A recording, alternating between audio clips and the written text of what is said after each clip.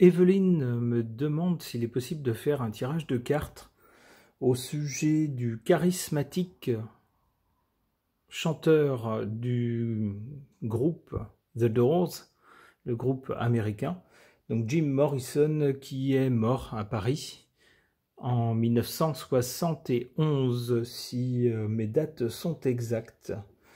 Alors, Jim Morrison est mort jeune, à 27 ans, et ça a été quelqu'un, nous dit sa biographie, que j'ai récupéré sur Wikipédia. On nous parle de quelqu'un qui était brillant, mais on nous dit instable, et puis la suite de la biographie montre quelqu'un qui avait assez peu de limites. D'abord dans l'expérimentation de boissons, de drogues, et puis assez peu de limites tout court, assez peu d'inhibition, c'est-à-dire quelqu'un qui a été arrêté plusieurs fois pour outrage à cause de son comportement déplacé dans la société de l'époque, et puis finalement quelqu'un qui, semble-t-il, serait mort. Alors on nous dit qu'il est mort d'une crise cardiaque à Paris, ça a été la première version, mais les proches semblent dire qu'il est mort d'une overdose de drogue. Alors qu'est-ce que les cartes peuvent nous dire au sujet de ce personnage charismatique, une étoile filante du monde du rock? J'interroge à son sujet le tarot de Marseille.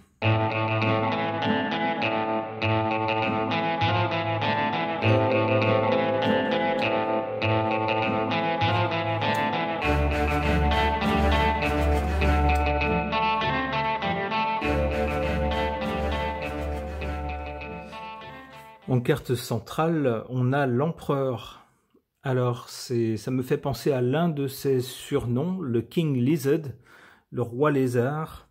Alors ici, c'est pas un roi, c'est un empereur, mais on a la même idée de quelqu'un qui est vraiment au top. Quelqu'un qui est... ouais, qui est au top. Hein. Ça serait à notre époque, à nous, enfin, quoique maintenant, elle est un peu... elle commence à prendre un peu d'âge, mais on aurait pu dire au tournant des années 2000, par exemple, à la fin des années 80, on aurait pu parler de Madonna, par exemple, comme reine de la pop, c'est-à-dire quelqu'un qui rafle tout, qui est visiblement plus doué que les autres, une vraie étoile filante, quelqu'un qui réussit à peu près tout, mais qui en même temps n'a pas de limite. Et qui est donc un peu à quelque chose d'un peu dangereux, d'un peu bad boy. Et ça en fait un personnage à part et au-dessus des autres, d'où cette carte de l'empereur, quelqu'un qui était vraiment, on va dire, une figure dominante dans le milieu du rock à cette époque-là, pendant ces quelques années-là, à la fin des années 60 et début 70. On a également ici, du côté de l'origine, peut-être ce qui l'a amené à être justement une figure emblématique. La force, c'est quelqu'un qui avait un mental, une personnalité très très forte. Si on lit sa biographie, on se rend compte que c'est quelqu'un qui a toujours été à la fois intelligent, ça aurait pu devenir un intellectuel, c'est quelqu'un qui s'est intéressé à beaucoup de choses, en particulier par le biais de la littérature, à différentes philosophies, à différentes façons d'expliquer ou d'appréhender la vie, et qui les maîtrisait très bien, que ce soit des façons contemporaines de vivre ou des façons plus historiques. On pense à un mémoire qu'il avait rédigé sur Jérôme Bosch, donc ici de ce côté-ci de l'Atlantique, et qui avait stupéfait ses professeurs parce que c'était quelqu'un qui maîtrisait totalement son sujet, qui avait des connaissances immenses, et donc qui était très intéressé, mais qui en même temps avait une personnalité sans limite, quoi. C'était pas le bon petit élève binoclard qui reste dans ses bouquins, c'était quelqu'un qui voulait aussi expérimenter la vie, et sans limite, sans limite. D'où quelqu'un de très très fort, avec une personnalité très forte, mais en même temps sauvage, débridé, et malheureusement avec peu de barrières. D'où très vite quelqu'un voilà, qui s'est imposé comme l'empereur, et qui, en tout cas, pendant un moment, a eu une bonne étoile de son côté. Beaucoup de gens se seraient brûlé les ailes très rapidement. Alors lui, il a fini par effectivement être victime de ses propres démons, de son absence de limite, semble-t-il, mais qui, pendant la période qui a précédé, lorsqu'il a été un jeune adulte, a eu une bonne étoile qui a veillé au-dessus de sa tête.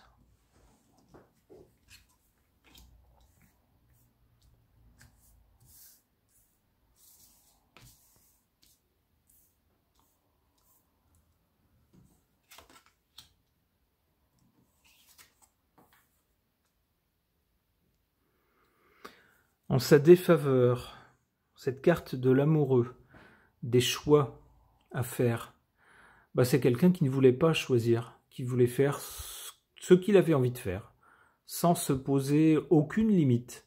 Et ça a joué en sa défaveur, puisque c'est quelqu'un qui s'est laissé aller, par exemple, à des excès de boissons alcoolisées, à des excès de drogue, à des excès tout court de comportement sur scène vis-à-vis de son public parfois. Or, malheureusement, tout ça, c'était dans l'Amérique de l'époque, enfin même maintenant, je pense, mais encore plus dans l'Amérique de l'époque, aux États-Unis. Ça n'est pas du tout passé. Alors, évidemment, ça fascinait les jeunes, quelqu'un avec une personnalité aussi sauvage qui se permettait tout. Ça fascinait les jeunes, d'où ce statut d'artiste proéminent sur la scène, quelqu'un qui vraiment sortait du lot. Et malheureusement, pour les autorités de l'époque, elles ne l'ont pas du tout entendu de cette oreille. D'où donc, en sa défaveur, cette carte de l'amoureux, quelqu'un qui ne savait pas choisir, quelqu'un qui ne savait pas se poser de limites, qui refusait d'ailleurs de se dire ça va être soit ça, soit ma carrière, soit une vie de barreau de chaise, mais ça ne pouvait pas être les deux. Il a malheureusement été incapable de choisir, ce qui lui a porté préjudice. En sa faveur, cette carte du monde, ça n'est pas étonnant. La carte du monde, c'est quelque chose qui est mené à bout, qui va jusqu'à la réussite d'un projet. Eh bien, c'est quelqu'un qui réussissait à peu près tout ce qu'il pouvait entreprendre. On pense d'abord à son statut de rockstar, de chanteur, mais aussi c'est quelqu'un qui avait écrit un recueil de textes qui a été publié. On nous dit qu'il pleurait le jour où il a tenu son livre dans ses mains, tellement lui-même était épaté d'avoir pu mener ça à bien. Donc on voit que c'est quelqu'un qui menait les projets à bien, qui réussissait ce qu'il faisait. Et puis avec cette autre signification du monde, c'est aussi une notoriété qui dépasse de très loin les frontières nationales. Alors non seulement parce qu'il avait voyagé en Europe, ici, mais aussi ailleurs dans le monde, bien sûr. Et cette réussite qui est souvent le cas des gens de son signe, le Sagittaire, qui semble souvent avoir un petit coup de pouce du destin, et leur problématique, c'est de savoir gérer ça, de savoir se poser des limites et de gérer tout ça avec sagesse, gérer leur chance avec sagesse. Et souvent, c'est ce qu'ils ne savent pas faire, et c'est ce qui les conduit à leur chute. On dit Jupiter rend fou ce qu'il veut perdre, c'est un peu ça. C'est des gens qui ont du mal à se poser des limites, et tant que ça marche, tant que ça va bien, et tant qu'ils peuvent aussi, entre autres, consommer la vie, continuent, jusqu'à ce qu'un pépin arrive. C'est dans la symbolique du signe. Bien sûr, ça ne veut pas dire que tous les gens de ce signe ont cette attitude-là, mais c'est traditionnellement la symbolique du signe.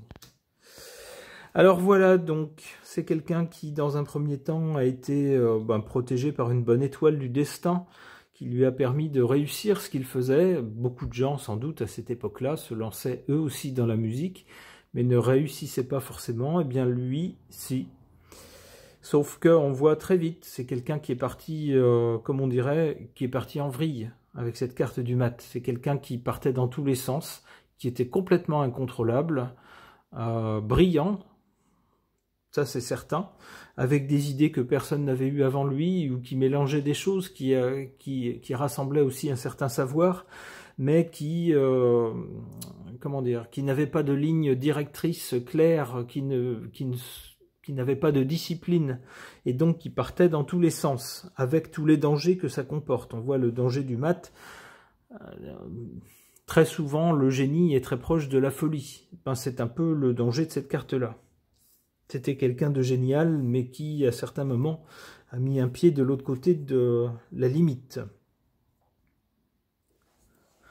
Avec l'ermite, on nous dit que c'est quelqu'un qui, finalement, s'est retrouvé, du fait de ses excès, de son absence de limite, de une espèce de... La vie a été pour lui comme une espèce de chevauchée hallucinée. S'est retrouvé finalement assez seul, même si c'était quelqu'un de très entouré, seul dans sa tête, seul dans sa folie.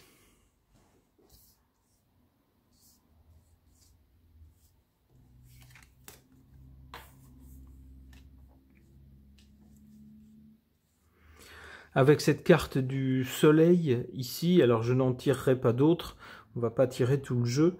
Avec cette carte du soleil, c'est quelqu'un qui reste un emblème, c'est quelqu'un qui reste une référence, quelqu'un qui reste bien au-dessus d'autres artistes. On le voit ici sur cette carte, le soleil fait figure quasiment d'autorité. Quelqu'un qui a illuminé, on pourrait dire, les vies de beaucoup de petites gens comme vous et moi, qui ont été stupéfaits par la personnalité de ce type-là, qui aura été... Alors, le soleil, ça tient aussi un peu de ça, même si c'est un soleil n'est pas une météorite, mais quelqu'un dont la vie aura été flamboyante et aura été passée très vite, telle une météorite, puisqu'il décédera à 27 ans de ses abus, semble-t-il. Ok. Pour tenter d'en savoir plus sur la personnalité de Jim Morrison, le chanteur des Doors, décédé en 1971 à Paris, j'interroge les cartes des archétypes.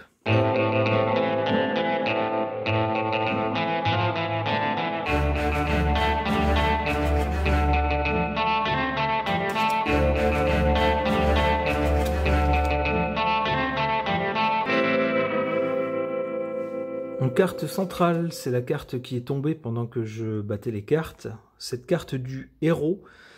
Alors en fait la carte au départ se voulait unisexe, donc en indiquant à la fois héros pour un homme et héroïne pour une femme. Alors c'est assez amusant, je dirais. Enfin, je suis pas sûr que ce genre de drogue soit vraiment amusante, mais le mot héroïne s'applique aussi bien sûr à la drogue, à une drogue dure, qui dans son cas, je pense, peut s'appliquer, puisque c'est quelqu'un qui a touché complètement à tout. Alors cette carte résume bien finalement sa personnalité, un héros pour beaucoup de gens, du fait que c'est quelqu'un qui avait un talent hors norme, qui très vite s'est imposé sur la scène rock, quelqu'un qui bravait un peu l'autorité. Donc évidemment pour des adolescents ou des jeunes adultes, c'est toujours excitant, c'est une figure héroïque que quelqu'un qui ose braver l'autorité.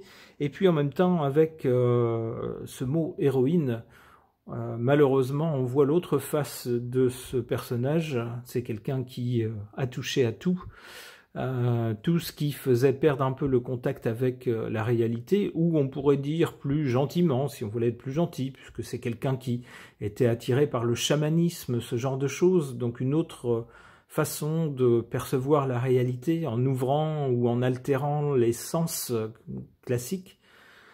Grâce à des substances, eh bien on voit quelqu'un qui souvent aura perdu un contact sain avec la réalité. Donc tout est finalement à peu près résumé dans cette carte-là. En part de lumière, on nous dit que c'est quelqu'un qui est passionné par son propre cheminement. Alors c'est vrai que c'est quelqu'un qui se posait beaucoup de questions philosophiques sur l'homme lui-même, sur la place de l'homme dans la société, etc. En part d'ombre, on nous dit que c'est quelqu'un qui fuit la réalité et se sent faussement héroïque. Oui, braver l'autorité, ça ne fait pas de nous des héros.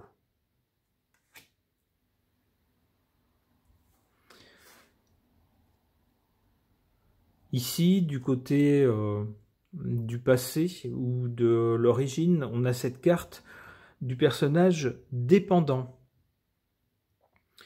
Alors, dépendance, à qui, à quoi? On peut penser que c'est quelqu'un qui a cherché très vite à analyser ses liens de dépendance vis-à-vis, alors en premier lieu de sa famille. On sait qu'il a vécu, entre autres chez ses grands-parents, lorsqu'il a fait certaines études. Quelqu'un aussi qui ensuite, lorsqu'il a commencé sa carrière artistique, est très vite devenu dépendant de son public, puisque sans un public, un artiste ne peut pas vivre. On voit donc qu'il y avait une relation de dépendance, alors qui peut être vécue bien ou mal. On peut penser évidemment, si on se réfère à ce mot héroïne, à la dépendance aussi malheureusement à des substances récréatives, on pourrait dire. C'est toujours très amusant de faire l'expérience d'une altération des sens qui altère le contact avec la réalité. Malheureusement, souvent, on en devient dépendant. C'est le danger. Et cet homme brillant n'a pas échappé à ce travers-là. Alors, en résultat, c'est-à-dire ce qui reste de ce monsieur finalement, on a cette carte du mystique. C'est quelqu'un qui laisse derrière lui l'image d'un artiste qui aura dépassé le simple fait de chanter et de jouer de la musique. Quelqu'un qui cherchait quelque chose au-delà de l'être humain, quelque chose de plus grand que l'être humain. Alors ça transparaît dans certaines chansons.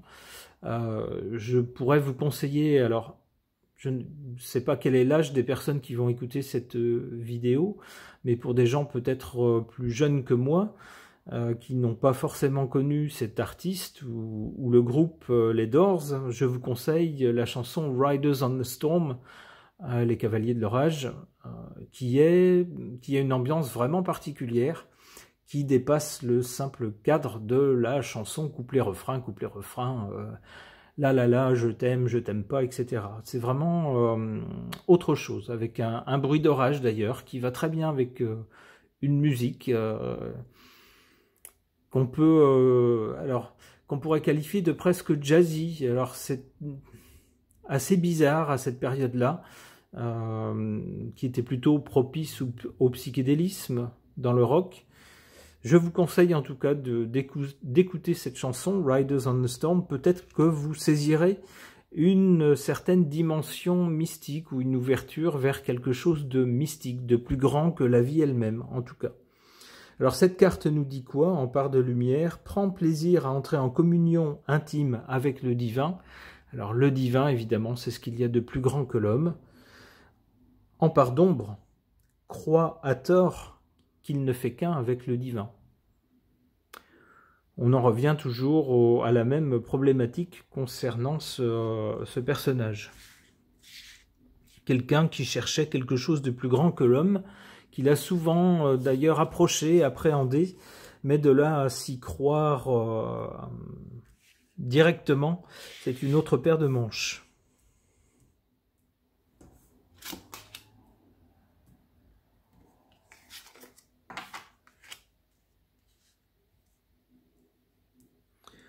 En défaveur de ce monsieur, on a cette carte de l'étudiant.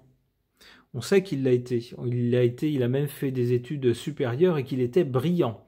Brillant mais indiscipliné. Alors que nous dit-on? En part de lumière, humilité, dévotion face à la connaissance, ouvert à l'apprentissage tout au long de sa vie, ça c'est sûr. En part d'ombre, fait preuve d'arrogance en cherchant à acquérir des connaissances destructrices. Alors, en effet, c'est quelqu'un qui a cherché à apprendre, à comprendre la vie. De ce point de vue-là, c'est quelqu'un qui a étudié la vie, qui a cherché à comprendre, à appréhender, à faire sienne des expériences qui, pour atteindre l'essence de la vie, mais malheureusement beaucoup d'expériences très destructrices, puisqu'il semble que finalement, c'est en cherchant justement à étudier le contact avec la réalité, la perception de la réalité, comment l'altérer, comment percevoir la réalité autrement grâce à des substances. Il semble que ce soit ça qui finalement l'ait enchaîné. à ce genre de substances et les détruit. D'où cette carte de l'étudiant en sa défaveur. En sa faveur, cette carte du voleur. En part de lumière, on nous dit « aide à voir la force qui est en vous et que personne ne peut vous voler ». Bah oui, on ne peut pas voler Arsène Lupin, si vous voulez. C'est ça l'idée. Hein. C'est-à-dire que quelqu'un qui a la capacité de voler, d'ailleurs, des choses chez les autres. Alors, on sait que c'est quelqu'un qui n'a pas toujours été correct avec ses amis ou ses petites amies, dans le sens où il promettait des choses qu'il ne tenait pas. Il prenait beaucoup aux autres. Alors, pas forcément du matériel, mais du temps, de la capacité de compréhension, etc., de l'aide, mais ne rendait pas beaucoup, ou ne rendait pas forcément en retour, d'où forcément cette carte du voleur, mais finalement c'est quelqu'un qui s'est nourri, on peut le dire, de ça aussi, puisque dans la vie on peut avoir une vie désordonnée, mais dans ce cas-là, il faut pouvoir compter sur les autres, pour être aidé quand on en a besoin. Alors lui, il a beaucoup compté sur les autres, apparemment. Il a pu compter sur les autres, et c'est ce qui l'a aidé d'une certaine façon. Peut-être que s'il n'avait pas pu compter sur les autres, il n'aurait pas eu le statut qu'il a eu, il n'aurait pas connu la célébrité qu'il a connue et qu'il connaît toujours, puisque sa célébrité a de loin dépassé les limites de son décès, et qu'on trouve toujours des gens pour écouter ses musiques. En ce sens, tant qu'on pense à lui, tant qu'on écoute sa voix, sa musique, sa voix surtout, puisque la musique était composée par ses partenaires dans le groupe, tant qu'on entend sa voix, il n'est pas complètement mort. Ce tirage est maintenant terminé. Merci de l'avoir suivi.